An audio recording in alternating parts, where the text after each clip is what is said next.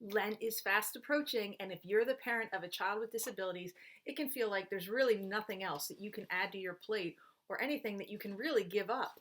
But don't beat yourself up because there are some simple ways that you and your family can enter into the season and arrive at Easter spiritually refreshed. Hi, I'm Kelly Mantoon, the founder of Accepting the Gift, a ministry for Catholic parents of children with disabilities.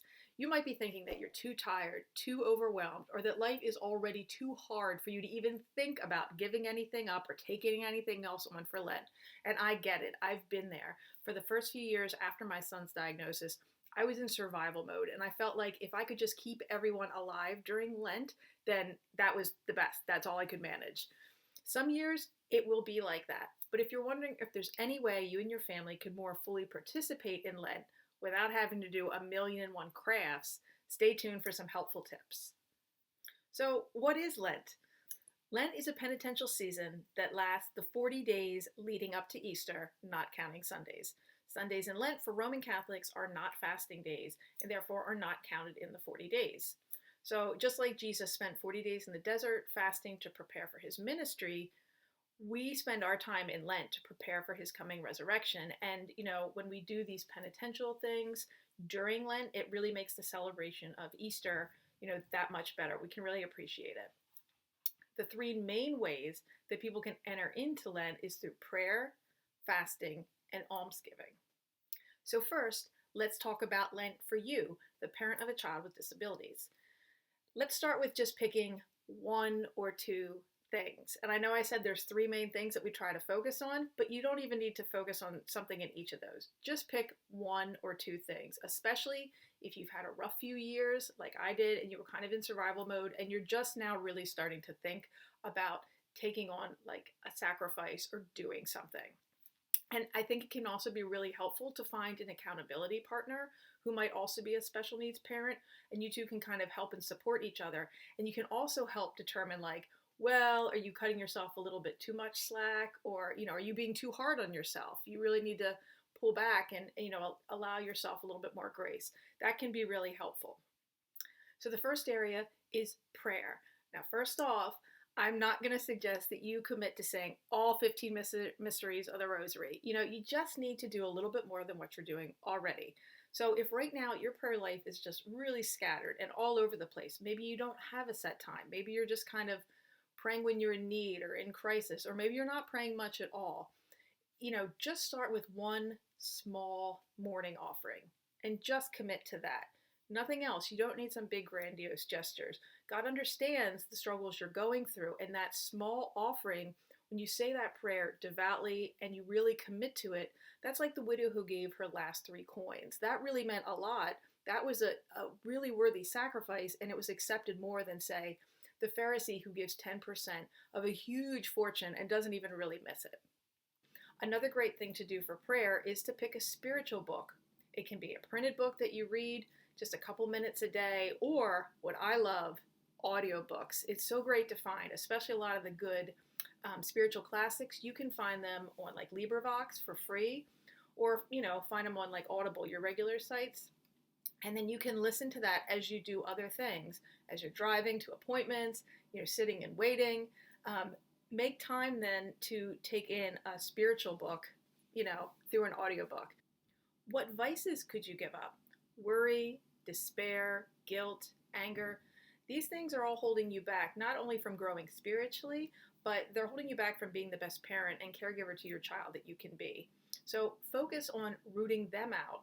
Concentrating on growing in the contrasting virtue. Like if you feel yourself worrying a lot about the future, think about how God has provided for your family in the past. And you want to focus on nurturing the virtue of hope and also gratitude and being thankful, grateful for the things that you do see God doing in your daily life. So this is something that I write about more in length in my book, Better Than Okay, Finding Joy as a Special Needs Parent. So if you want more detail on this particular practice, you can check out my book, which is linked below. Next up is fasting. Now, you might be in a home where meals and food are a constant battle, or it's just really stressful. Maybe you are locked into a really set routine, and there's certain foods your child can and can't have, or you can and can't have. Maybe you can't have certain things in the house. I get that. So don't be motivated to give up more than you can really realistically handle. Like, say, coffee. Just because you see everyone else giving up coffee or soda for Lent, you don't need to do that if that's what you need to get up and get going in the morning. So think about, what would you miss? What small thing can you offer up that doesn't interfere with your ability to care for your family? So maybe you take a smaller portion of your favorite food, or, don't have dessert. Don't put the dressing that you like on your salad, things like that. Maybe black coffee instead of putting a creamer in your coffee. Give up something small and know that, again, just like a single prayer in the morning, a small sacrifice with your food, it's not some big elaborate thing. It still matters because, again, this is where you're starting. Next up is almsgiving. Now, money might be tight. It is for a lot of special needs families. So don't think, again, that you have to donate hundreds of dollars to some big charity. That's not what almsgiving is. Look at possibly how you can donate time or donate items, used items to Goodwill or St. Vincent de Paul, things like that. Pass on to other families items that you can't use. If you have some medical equipment that your child has outgrown, or you have supplies that you no longer need, this Lent, why don't you go out? There's some great Facebook groups, there's some websites. Look to see how you can share those supplies with other families who might need them. You consider making a meal for a family that you know.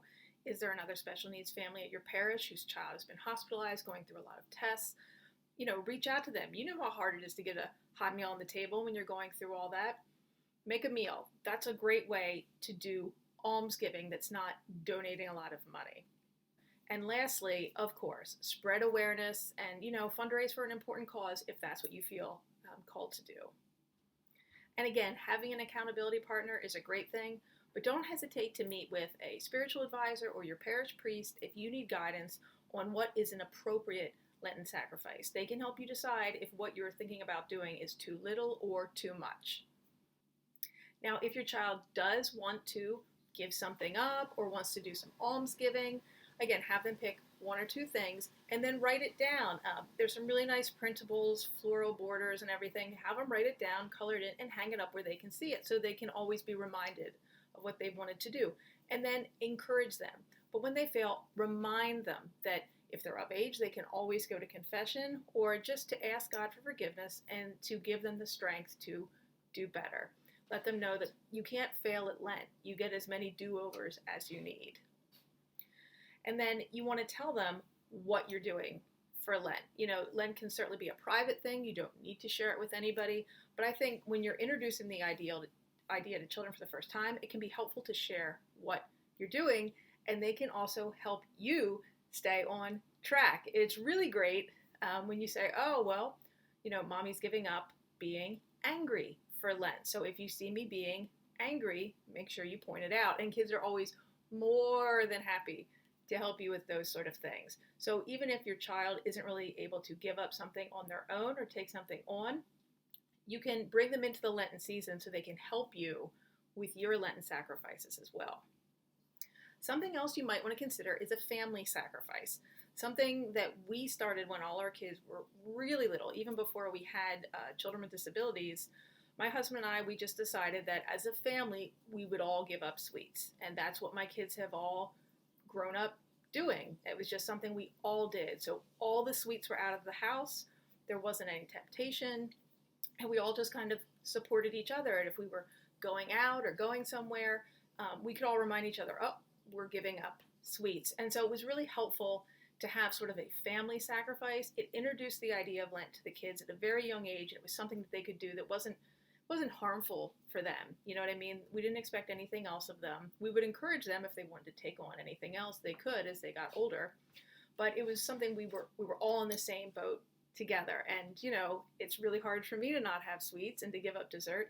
And my kids, it was hard for them too. We could kind of help and support each other. So that's something, especially if you and your children are going to try some Lenten sacrifices for the first time in a while or the first time ever, maybe consider a family sacrifice.